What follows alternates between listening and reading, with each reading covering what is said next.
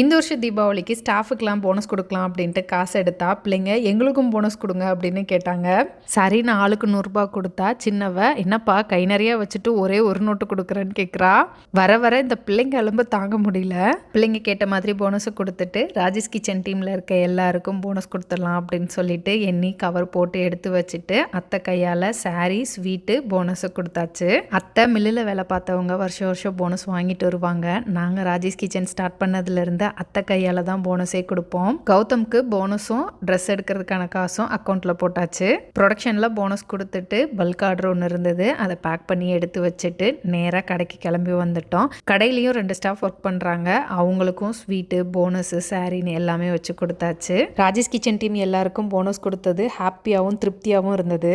ஈவினிங்க்கு மேலே கமல் காந்தாரா படத்துக்கு போகலாமா, நாளைக்கு தேட்டரில் இருந்து தூக்கிடுவாங்க அப்படின்னு சொன்னாங்க. சரி வாங்க போகலாம் அப்படின்னு சொல்லிட்டு நானும் கமலும் படத்துக்கு போனோம். நாளைக்கு தீபாவளி, எல்லாரும் ஹாப்பியாகவும் சேஃபாகவும் செலிப்ரேட் பண்ணுங்கள். எல்லாருக்கும் ஹாப்பி தீபாவளி. பாய்.